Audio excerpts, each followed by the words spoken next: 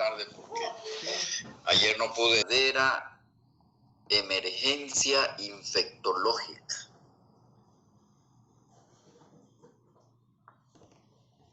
Muchas veces se ven los médicos desesperados por indicar un antibiótico en un proceso infeccioso. Y de verdad que son pocas las urgencias infectológicas, es decir, que en la tardanza está el peligro, digamos, ¿no? O cuando uno retrasa en el inicio del antibiótico, el pronóstico puede ser malo. Entonces son contadas las enfermedades que ameritan un inicio precoz de antibioterapia. La endocarditis infecciosa es una urgencia infectológica. Esta enfermedad tiene una alta tasa de mortalidad cuando el médico se retrasa en el diagnóstico. Generalmente la antibioterapia que uno empieza en estos casos es de tipo empírica, pero no hay que retrasarse. ¿Alguien me puede decir cuál otra infección se comporta como una urgencia infectológica? Es decir, que hay que iniciar tratamiento con antibiótico lo más temprano posible. Voy a obsequiar 5 puntos a que rápidamente el antibiótico, una meningitis.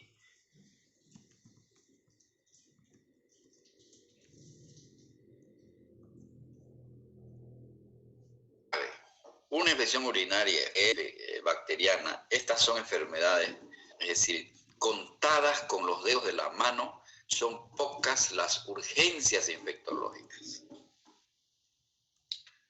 Entonces, estamos hablando de una verdadera urgencia infectológica. Yo les voy a contar la historia de un joven que yo tuve cuando llegué acá a Montero. Es decir, fue uno de mis primeros, ¿cómo le puedo decir? Una de mis primeras tragedias que sufrí. Me quedé prácticamente muy triste cuando vi morir a un joven de 18 años que se internó en el Hospital Gumucio por fiebre.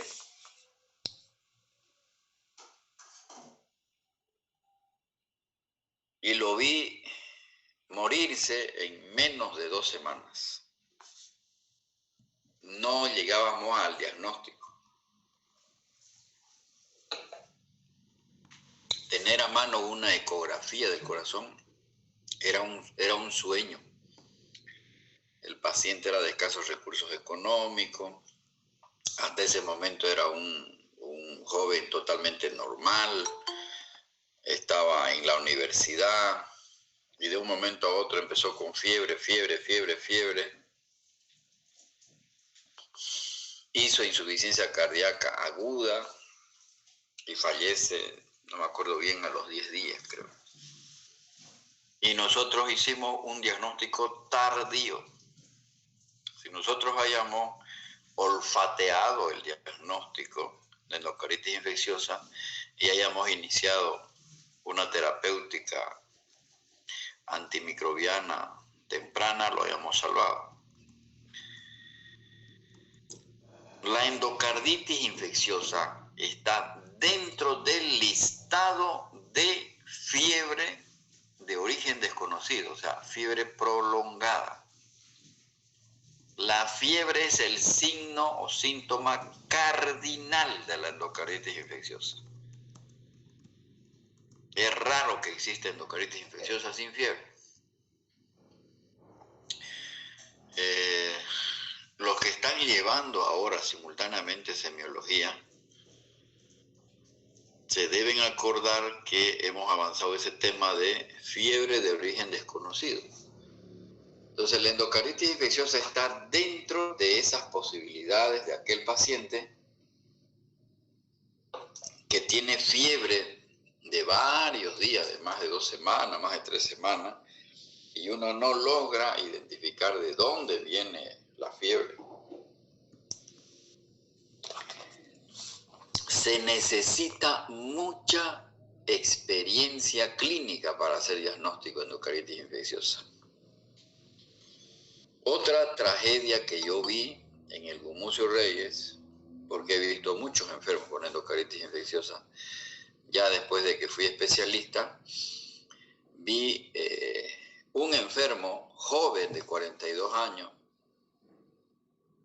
No lo tengo tan presente al paciente, porque este paciente estuvo de clínica en clínica, de hospital en hospital, y no sabían lo que tenía. Por lo tanto, se necesita mucho olfato clínico para hacer diagnóstico de endocarditis infecciosa. Realmente necesita experiencia el médico para hacer diagnóstico de endocarditis infecciosa. ¿Por qué? Porque en sus estadios iniciales, el único síntoma, el síntoma cardinal es la fiebre. Y muchos enfermos tienen un cuadro clínico como cualquier proceso infeccioso, con astenia, dinamia, anorexia, y uno no lo encuentra el foco, no sabe de dónde viene la fiebre. Y la otra característica de la endocarditis infecciosa es que muchas veces necesita un manejo multidisciplinario, porque es una enfermedad sistémica. Puede afectar al cerebro, a los riñones, a los pulmones, y tiene una alta mortalidad si es que se retrasa el médico en el diagnóstico. 3 a 9 casos por 100.000 habitantes en países industrializados, según esta revista, el New England Journal. La relación hombre-mujer, 2 a 1. 50% de los casos en pacientes sin historia de enfermedad valvular, es decir, lo habitual es que uno diagnostique endocarditis infecciosa en un paciente que tiene fiebre más soplo.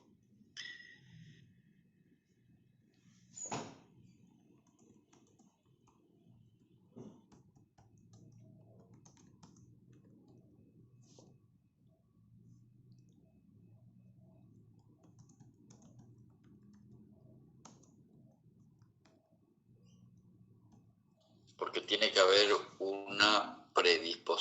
un factor predisponente para hacer endocarditis. No cualquier enfermo hace endocarditis infecciosa.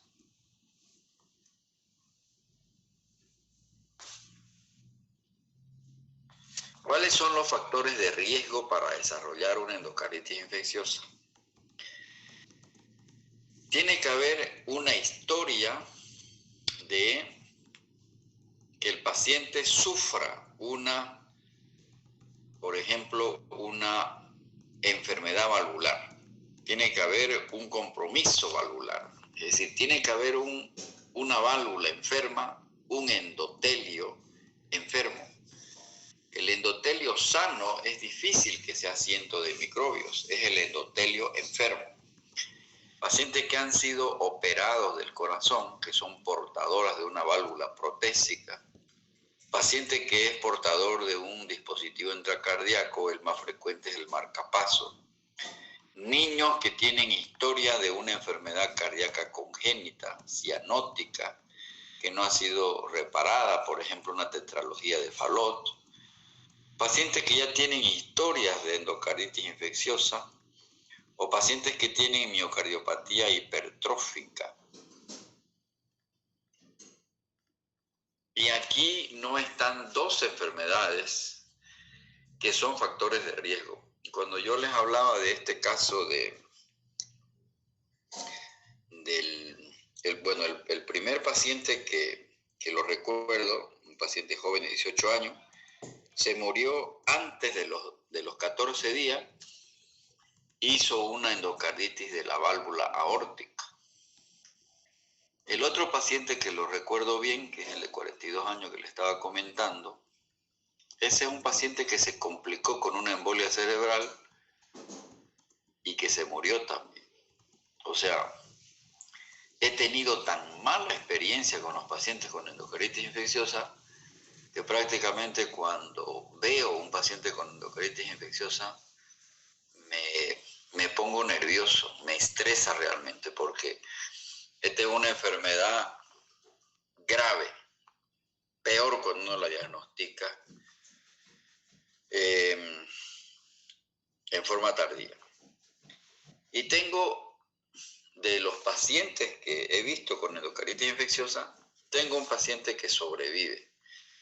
Y también fue muy interesante. Es un paciente que ahora tiene 48 años, que se internó en el hospital por fiebre y no sabíamos de dónde venía la fiebre.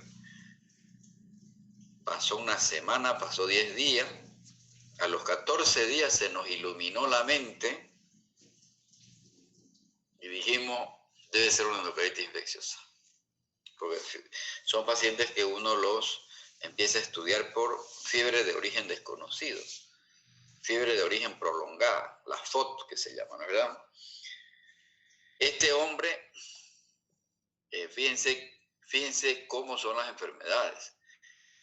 Se presentó clínicamente como una endocarditis infecciosa, pero resulta que tenía una enfermedad de base.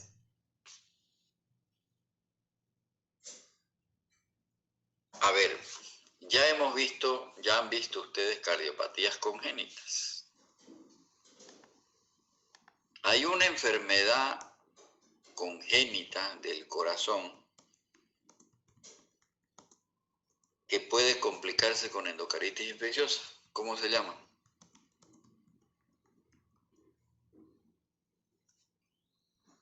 Es decir, nació con una enfermedad congénita del corazón y después de los 40 años recién empezó a darle problemas. ¿Y cómo se presentó? Con una endocarditis infecciosa. Después que diagnosticamos la endocarditis infecciosa por ecografía, la ecografía nos mostró que había nacido con una cardiopatía congénita. ¿Cómo se llama esa cardiopatía?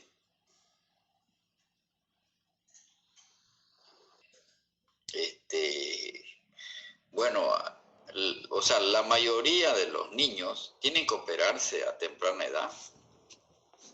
No es habitual que una CIB sobreviva. O sea, hay un porcentaje, pero son CIB muy pequeñitas. O sea, el orificio es muy pequeñito. Hay otras dos enfermedades congénitas en la que el paciente sobrevive hasta la etapa adulta. Recién en la etapa adulta se presentan los síntomas.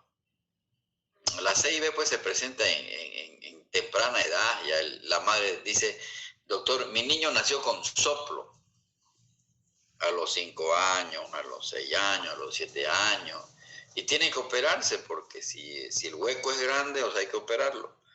Pero esta es una enfermedad que se presenta más allá de los 30 años, 40 años, recién empieza a dar síntomas. Comunicación interauricular o ductus, doctor.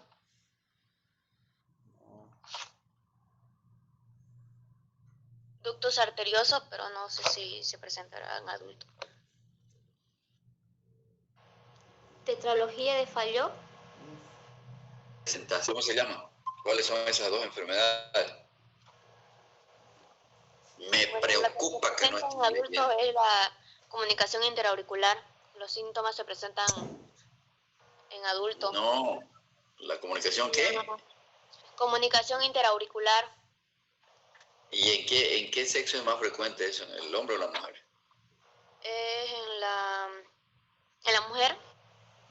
En la mujer. Esto era un hombre. No era ella. Sí, la comunicación interauricular se puede presentar.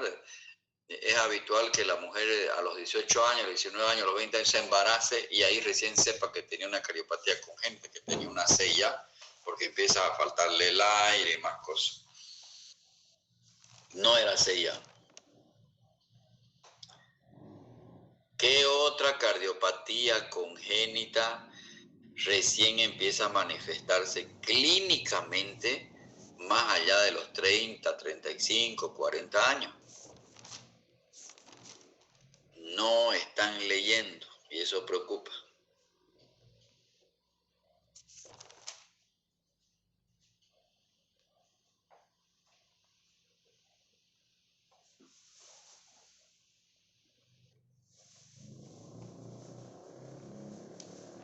Comunicación interventricular.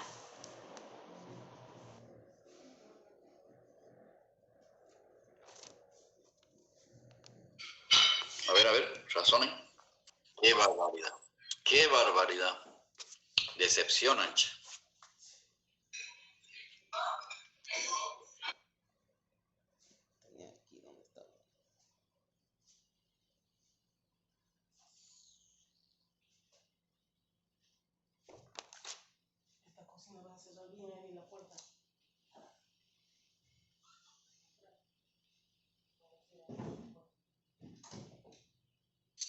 Nada. Bueno, pregunta de examen era hacer, pues, ¿no? No quieren estimularse. Ok. Cortación aórtica. Entonces,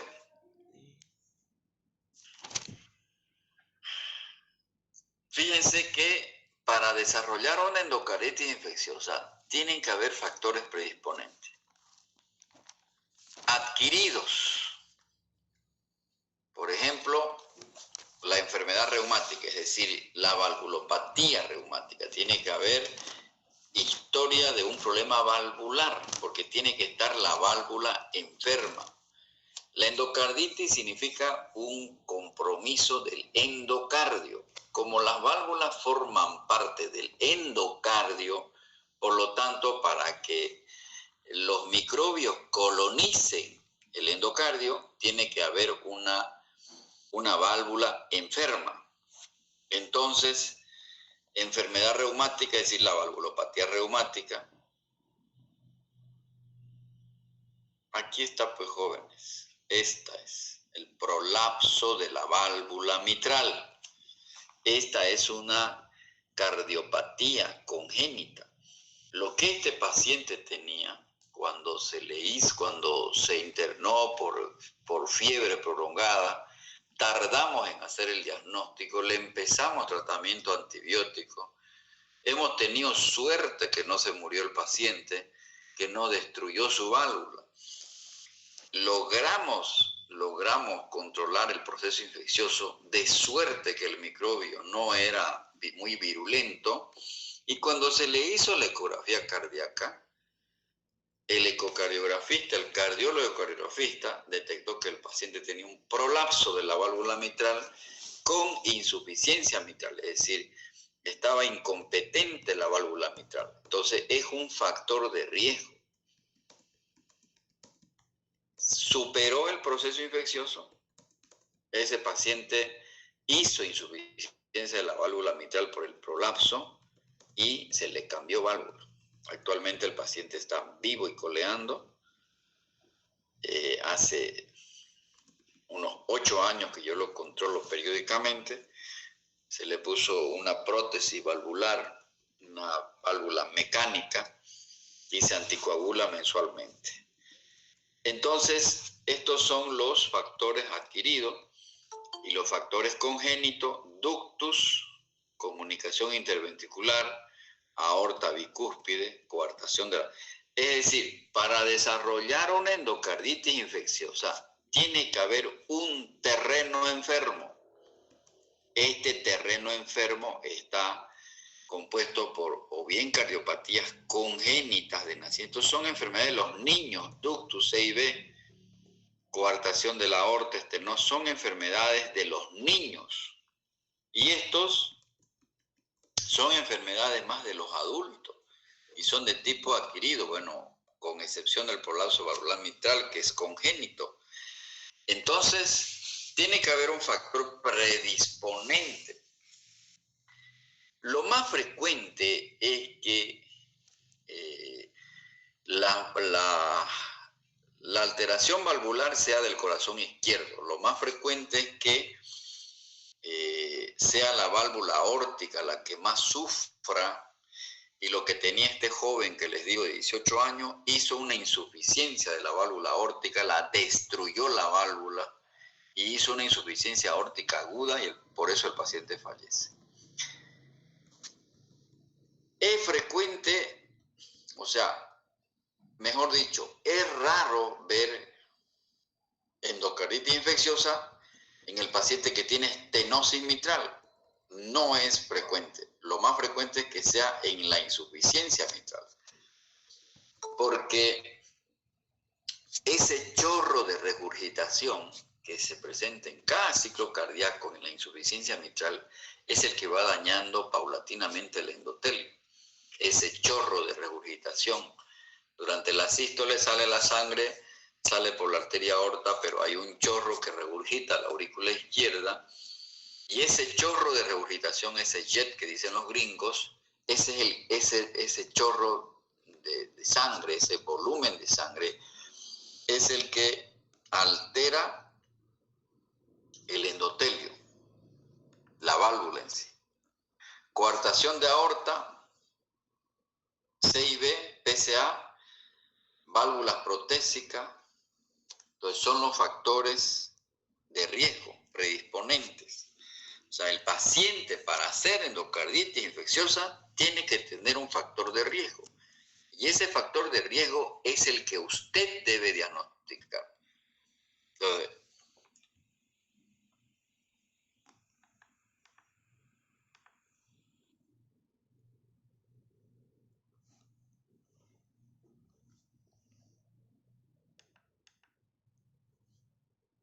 piensa que es resfrío, que es gripe, que es tuberculosis, le da vuelta, vuelve a hacer mañana, hace estos exámenes, le da antibióticos, le da paracetamol, le da antiinflamatorio, y el paciente va pasando los días y esa pobre válvula cada vez se enferma más. Y cuando llega ya de emergencia, ya está destruida esa válvula. ¿Se dan cuenta por qué es importante el diagnóstico precoz? Porque per se ya tiene un compromiso de una estructura endocárdica, que es la válvula. Pero también el compromiso puede estar en los músculos papilares y en las cuerdas tendinosas de la válvula, que son el sostén de la válvula. Entonces, imagínense un microbio que esté ahí en la cuerda tendinosa. La puede romper la cuerda, puede destruir el músculo papilar, es un desastre. No se olviden la importancia que tiene ese soporte que son los músculos papilares y las cuerdas tendinosas. ¿Cuáles son los microbios más frecuentes que provocan endocarditis? El Streptococcus viridans.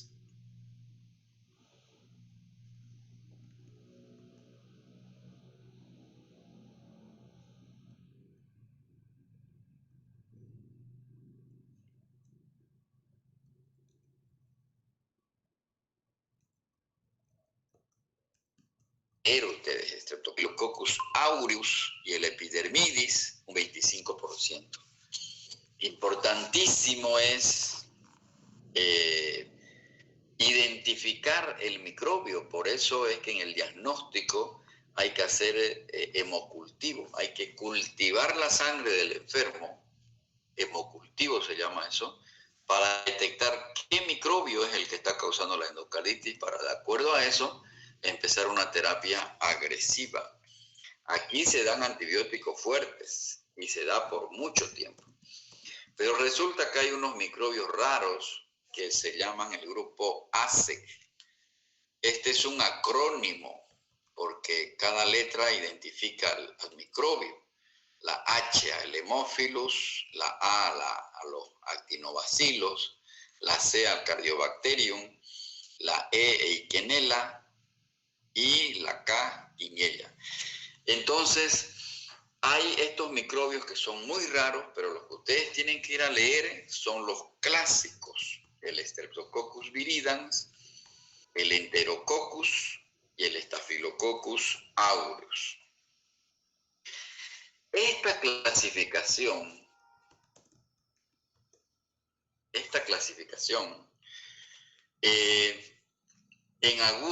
en subaguda y crónica, prácticamente ya no se utiliza en la endocaritis infecciosa porque estaba de acuerdo al microbio. Por ejemplo, una endocaritis infecciosa aguda generalmente es producida por el Staphylococcus aureus. Ese fue el microbio que lo mató a este joven que tuvimos de 18 años, porque hizo una forma fulminante, aguda, por Staphylococcus aureus. La subaguda generalmente es por gérmenes menos virulentos y el más frecuente es el Streptococcus pyrrhidam. Resulta que ahora, según el libro de Harrison y la Organización Mundial de la Salud, las endocarditis infecciosas se clasifican en 4 tipos, en 4 escenarios clínicos.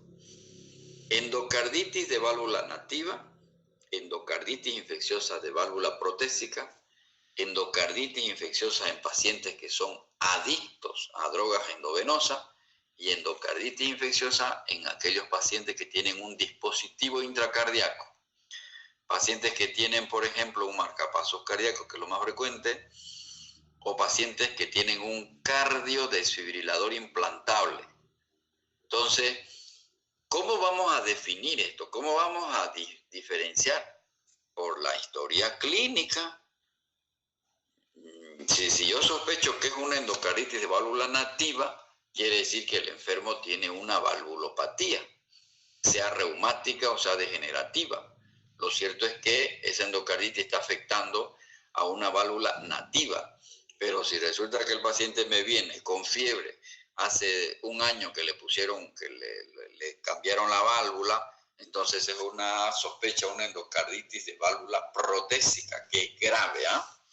Entonces, esta es la nueva clasificación, la que les estoy diciendo, la nueva clasificación, la clasificación actual. Prácticamente esto de aguda y subaguda y crónica ya es antiguo, ya no se utiliza. ¿Qué característica tiene la endocaritis infecciosa de válvula nativa? Es la más frecuente, predomina en los varones, la edad promedio 45 a 70 años. El microbio más frecuente que enferma una válvula nativa es el Streptococcus pyrrhidam y secundariamente el Staphylococcus aureus.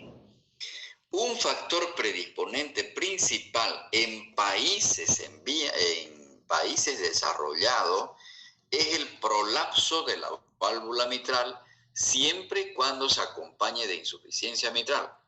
Cuando la válvula se torna incompetente en un paciente que nació con prolapso de válvula mitral, puede desarrollar endocaritis infecciosa. Sin embargo, en países pobres como Bolivia, la endocaritis, el factor más frecuente para desarrollar endocaritis de válvula nativa sigue siendo la valvulopatía mitral de origen reumática. Hay endocaritis infecciosas nosocomiales, aquellas que se presentan, aquellas que se desarrollan en pacientes que están internados. Predomina en pacientes añosos, mujeres, lo más frecuente que sea el Enterococcus, Staphylococcus. Está asociada a factores de riesgo de atención hospitalaria, pacientes que tienen dispositivos intravenosos, pacientes que han sido sometidos a procedimientos invasivos, por ejemplo, pacientes que están mucho tiempo en las terapias intensivas. Estos enfermos pueden desarrollar endocaritis infecciosa porque por la estancia prolongada y porque se manipula demasiado. Pacientes que están con sonda vesical por mucho tiempo, pacientes que están con un catéter venoso central por mucho tiempo, tienen riesgo de desarrollar endocaritis infecciosa. La endocaritis infecciosa en adictos a drogas endovenosas corresponde hasta el 32%, son pacientes jóvenes menores de 40 años. El microbio más frecuente es el Staphylococcus aureus y la válvula más afectada es la válvula tricúspide, o sea, afecta más al corazón derecho. En cambio, las endocaritis de válvula nativa afecta más al corazón izquierdo. ¿Qué pasa con la endocaritis infecciosa en pacientes que han sido operados de una válvula cardíaca, aquellos pacientes que tienen una prótesis fundamentalmente mecánica. Lo más frecuente, el microbio más frecuente es el Staphylococcus coagulasa negativo. Se divide desde el punto de vista clínico precoz, cuando no han pasado más de 2 meses después del reemplazo de la válvula, y tardía después de los 3 meses, habla la literatura mundial. Es un problema gravísimo cuando un enfermo desarrolla una endocarditis infecciosa cuando ha sido operado de una válvula. Es terrible. Clínicamente, ¿cómo se presentan los pacientes con endocarditis infecciosa? Aquí está el problema grave. Les decía, tiene el paciente una presentación habitualmente muy atípica. Necesita mucho ojo clínico el médico para diagnosticar endocarditis infecciosa. Muchos pacientes con endocarditis infecciosa, por el hecho de que vienen con historia de astenia, dinamia, anorexia, fiebre, escalofrío, son catalogados como tuberculosis pulmonar. Cuidado, jóvenes, cuidado. No se olviden de ese gran mensaje que dio el doctor William Osler hace más de 500 años. Decía, fiebre más soplo, hay que sospechar endocarditis infecciosa. O sea, hay que ocultar el corazón, porque para que desarrolle endocarditis infecciosa tiene que haber un factor predisponente. ¿Y por qué creen que los médicos de atención primaria tardan en diagnosticar endocarditis infecciosa? Porque son médicos modernos. Están con el fonendoscopio colgado en el cuello, pero no ocultan. No le dicen al enfermo, a ver, desabróchese la camisa. Lo tienen de adorno el fonendoscopio. Solo hacen anamnesis y no hacen examen físico. Es increíble la modernidad de los médicos. Se olvidaron de la semiología. Es decir, no examinan a los enfermos. Hacen anamnesis, hacen diagnóstico, no examinan a los enfermos. Hay una signología florida en la endocarditis infecciosa. Ya vamos a ver. Fíjense que hay manifestaciones clínicas generales. Fiebre más soplo es lo habitual, es lo cardinal. Pero si usted no va y oculta el corazón, no va a ser diagnóstico, no se le va a venir. O sea, lo otro es que no diagnosticamos endocarditis infecciosa. ¿Cuántos de nuestros enfermos no se mueren en su casa sin saber qué es lo que tienen? Porque no la olfateamos. Si el médico no piensa en la enfermedad, no la va a diagnosticar. Esta es una enfermedad sistémica como la tuberculosis pulmonar. La endocarditis infecciosa y la tuberculosis pulmonar son las dos principales enfermedades que cursan con fiebre prolongada. Puede ser febrícula como la tuberculosis pulmonar. Solo el Staphylococcus aureus produce fiebre alta y un cuadro tóxico, pero el Streptococcus viridans, que es un microbio menos virulento que el Staphylococcus aureus, no siempre produce fiebre de 39 grados. Entonces lo hace confundir mucho. Mucho cuidado, jóvenes. Las manifestaciones clínicas son a todo nivel. Hay manifestaciones generales, fiebre, astenia, dinamia, anorexia, esplenomegalia, puede haber hematuria. El doctor Osler, fíjense, hace tantos años ya identificaba unas lesiones que él le puso su nombre. Él se llamaba o le puso el nombre de panadizo. Es un nódulo eritematoso y doloroso de aparición súbita en el pulpejo de los dedos. A eso se llamó el panadizo de Osler.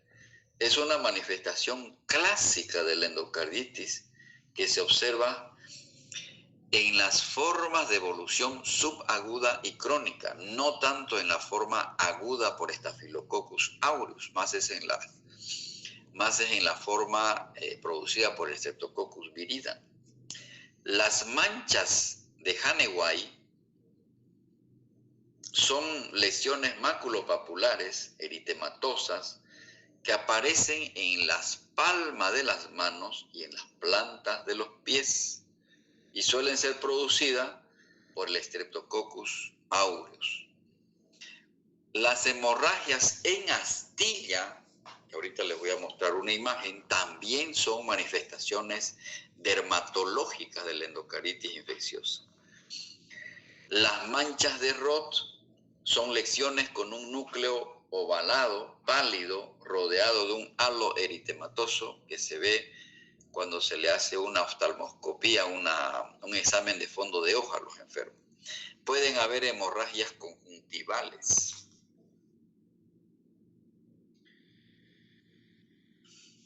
Esas son las manchas de Haneway, lesiones maculopapulares, eritematosas, que aparecen en la palma de las manos y las plantas de los pies. Desde el punto de vista del compromiso cardíaco, el síntoma, el signo cardinal es el soplo cardíaco. Dijimos que lo más frecuente es que afecta al corazón izquierdo. La válvula aórtica es la que más sufre de endocarditis. Y el microbio que más enferma es el Staphylococcus aureus. Cuando el compromiso de la válvula mitral, lo más frecuente es que sea por el Streptococcus viridans. Los pacientes pueden desarrollar insuficiencia cardíaca aguda, pueden tener alteraciones del ritmo y la conducción. Es decir, hay que valorar mucho el electrocardiograma, pero la ocultación de un soplo en un paciente con fiebre hace sospechar mucho endocarditis infecciosa. Aquí están los nódulos de Osler que decía, las lesiones de Haneway, y las hemorragias en astilla. También pueden haber petequias, que son expresión de vasculitis y embolismo. Resulta que hay enfermos que pueden debutar con un accidente cerebrovascular por la endocarditis infecciosa, y eso se debe a embolismo cerebral. Es decir, la vegetación es la lesión característica de una endocarditis infecciosa que se ve a la ecografía cardíaca. Los pacientes pueden debutar con un embolismo cerebral, pueden tener un absceso cerebral, pueden tener aneurismas micóticos, encefalopatía tóxica, meningitis. Yo he tenido pacientes con diversas manifestaciones. El paciente que se me murió de 18 años desarrolló una insuficiencia de la válvula aórtica, luego insuficiencia cardíaca y por eso falleció. El paciente de 42 años que estuvo deambulando por todos lados y llegó en forma muy tardía al hospital, desarrolló un accidente cerebrovascular. Hay compromiso renal. Puede haber glomerulonefritis con la fracción C3 del complemento bajo. Puede desarrollar el paciente un embolismo renal y eso se va a presentar con hipertensión y hematuria. La hematuria es muy importante investigarla en los pacientes con endocarditis infecciosa. Últimamente se ha agregado la hematuria como un criterio menor para endocarditis infecciosa. La embolia cerebral es la más frecuente de los eventos embólicos, es más frecuente de tipo isquémico, y fíjense que muchas veces precede al diagnóstico de endocarditis infecciosa. Puede ser la carta de presentación de una endocarditis. Si yo descarto que el paciente es hipertenso, diabético, fumador, entonces ese proceso embólico me debe hacer pensar que puede ser de origen endocárdico. y es de la vegetación que salen los coágulos, los émbolos y van hasta el cerebro. ¿Cómo se hace el diagnóstico de una endocaritis infecciosa? Se utilizan 3 criterios: la clínica, el hemocultivo y el ecocardiograma.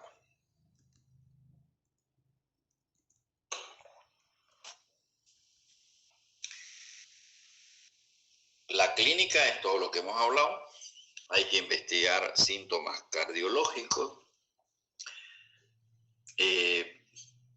Hay síntomas pulmonares. Los pacientes pueden hacer sepsis pulmonares. Puede presentarse un paciente con un cuadro de simulando una neumonía y resulta que es un cuadro séptico pulmonar. Es decir, los enfermos, por ejemplo, que tienen una endocaritis infecciosa por consumo de drogas endovenosas en los drogadictos, pueden hacer sepsis pulmonares, son los más frecuentes porque por vía venosa todo eso va a aurícula derecha, ventrículo derecho y de ahí por válvula tricuspidia, ¿no ve? Van a hacer sepsis pulmonares. Entonces, los 3 criterios la base del diagnóstico para hacer el diagnóstico de endocaritis infecciosa: clínica, el hemocultivo, tengo que cultivar, identificar el microbio, y la ecocardiograma. Dentro de estos 3 criterios, el más importante es el ecocardiograma. El ecocardiograma nos orienta mucho, no solamente en el diagnóstico, pero resulta que en 1994, desde 1994 se empiezan a utilizar los criterios de Duke. Los criterios de Durax, en realidad. El Durax fue el médico con sus colaboradores en la Universidad de Duque que propusieron esos criterios. Desde el punto de vista laboratorial, es inespecífico. No hay datos específicos de endocaritis. Y por eso el médico se pierde en el diagnóstico. Puede haber leucocitosis en el 50%. Lo que sí es muy frecuente es la eritrosedimentación acelerada. Leucocitosis 50%. Generalmente los pacientes están anémicos. La proteína C reactiva en el 66% es positiva. Pero de todos estos datos, la eritrosedimentación está acelerada, es un dato importantísimo. Entonces, los criterios de Durax de la Universidad de Duque son los que se utilizan desde el año 1994 para el diagnóstico de endocaritis infecciosa. Entonces, los criterios mayores son el hemocultivo, es decir, uno tiene que identificar. Generalmente se debe pedir 3 hemocultivos. Uno tiene que insistir. Antes de iniciar el antibiótico, es importante tomar las muestras del hemocultivo. Pero eso habitualmente no ocurre porque hay una premura en iniciar tratamiento. Entonces, los hemocultivos, mínimo 3 hay que pedir para identificar el microbio. Y segundo, el otro criterio mayor, según el doctor Durax, son los signos de afectación endocárdica. Hay que hacer una ecografía cardíaca y el signo ecocardiográfico que indica endocaritis es la presencia de una masa amorfa que se llama vegetación.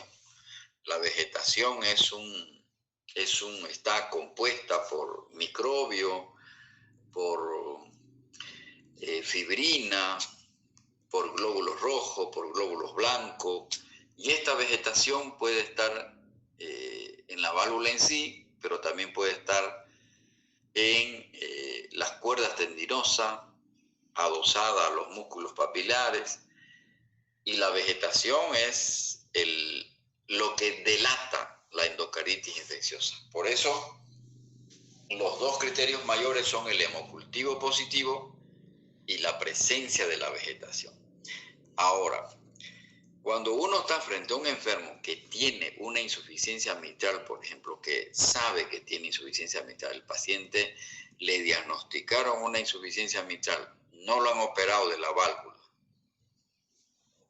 La ecografía cardíaca tiene que demostrar que hay una regurgitación nueva, es decir, aunque esto no es muy fácil, pero si es un paciente que estaba haciendo seguimiento con su médico, con su cardiólogo, pero resulta que el paciente empieza con síntomas medio atípicos, entonces esa regurgitación nueva, eso nuevo es el criterio mayor. ¿Y cuáles son los criterios menores? El tener una afectación cardíaca previa, la presencia de fiebre, los fenómenos vasculares, hemorragias, lesiones de Hane-White, embolia, infarto pulmonar, los fenómenos inmunitarios, glomerulonefritis, nódulos de Osler, manchas de Roth, factor reumatoideo. Y las pruebas microbiológicas, es decir, sin ser criterio mayor, pero hay alguna prueba que hace sospechar que hay una infección microbiana, eso se comporta con un criterio menor. Y a esto se ha asociado la hematuria. La hematuria hace muchos años que ya también se incorporó como un criterio menor. La ecocardiografía es fundamental en el diagnóstico de la endocardititis infecciosa. Tiene una sensibilidad cercana al 90% para vegetaciones, pero es más específica la eco transesofágica. O sea, hay dos tipos de ecocardiograma, el transtorácico y el eco transesofágico, que se hace metiendo una sonda por vía oral, por vía nasal, perdón, y se llega al esófago. A través del esófago hay una continuidad, es decir, es fácil ver la aurícula izquierda desde la proyección del esófago. El problema es que la ecografía transtorácica no detecta vegetaciones menor de 2 milímetros. Sin embargo, es útil para saber si está disfuncionando la válvula. Por ejemplo, es un paciente que ha sido operado de una válvula, le han cambiado la válvula. Entonces, si la ecocardiografía muestra que está disfuncionando la válvula, ese es un criterio mayor. Es útil el ecocardiograma para saber si el paciente va a tratamiento quirúrgico y permite identificar complicaciones de la endocarditis infecciosa, absceso perivalvular, la rotura de una cuerda tendinosa, fístula, el absceso miocárdico. Entonces, hay sus ventajas de un eco transtorácico, es un procedimiento no invasivo. En cambio, el eco transesofágico es un procedimiento invasivo porque hay que meterle una sonda al enfermo. El problema del transtorácico es que no evalúa vegetaciones. 20% de los casos es técnicamente inadecuado, en cambio es mejor la ecografía transesofágica.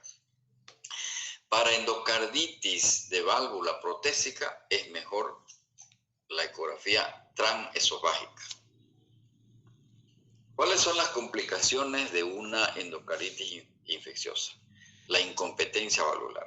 Es decir, si un Staphylococcus aureus afecta a la válvula aórtica, la vuelve incompetente. Hace el paciente una insuficiencia valvular aórtica aguda y lo mata al enfermo. Complicaciones de las complicaciones cardíacas, el paciente hace una insuficiencia valvular aórtica y eso va a ir a insuficiencia cardíaca, shock cardiogénico y muerte.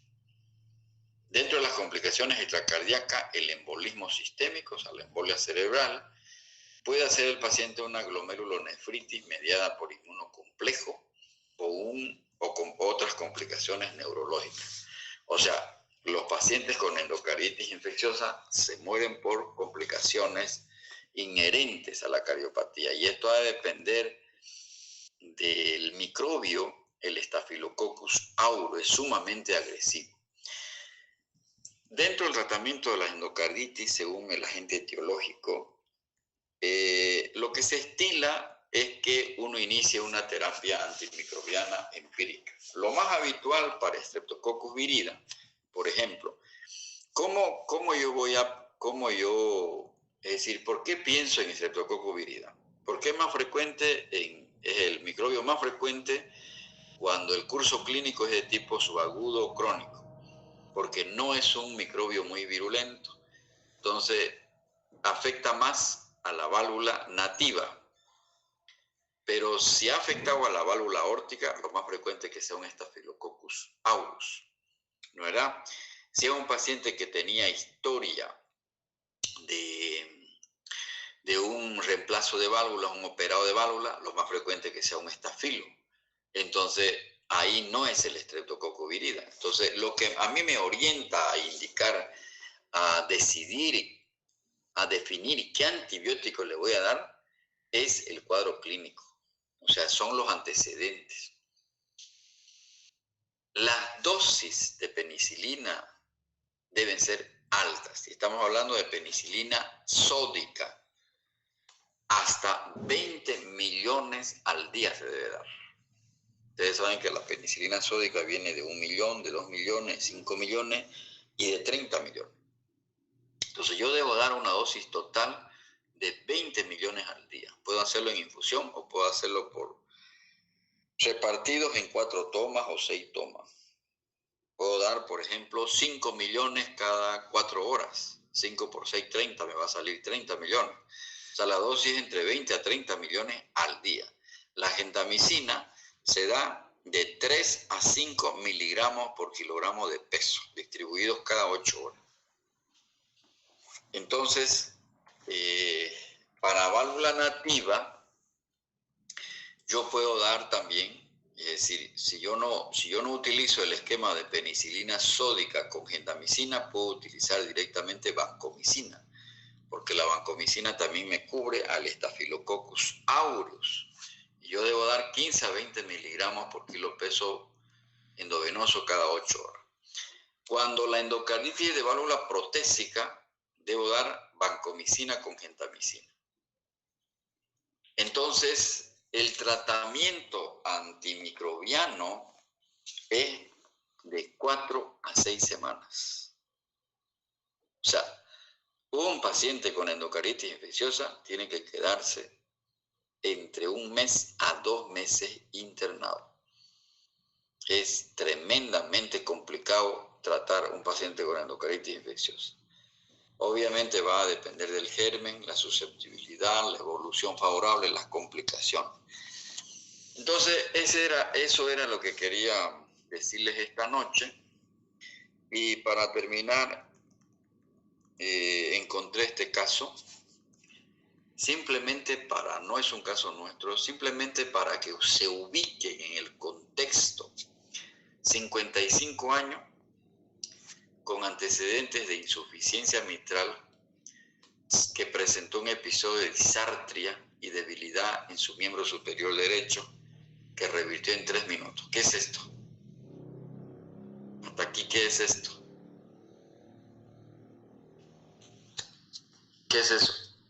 Hay que hacer prevención de endocarditis. No es nomás mandarlo al odontólogo.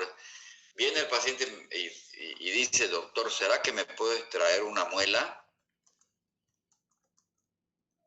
No hay problema. Va a extraerse. No es así. Cuando el odontólogo le va a hurgar la muela, ahí hace el desastre. El microbio puede migrar por vía sanguínea y va y se aloja en una válvula que ya está enferma. Inclusive si está operado, igual tiene riesgo de endocarditis. Entonces, todo paciente que tiene una enfermedad valvular o una cardiopatía congénita y que va a ser sometida a algún procedimiento invasivo, tiene que hacerse profilaxis con antibiótico para prevenir la endocarditis. Entonces, en concreto, este paciente desarrolló un evento isquémico transitorio por su valvulopatía.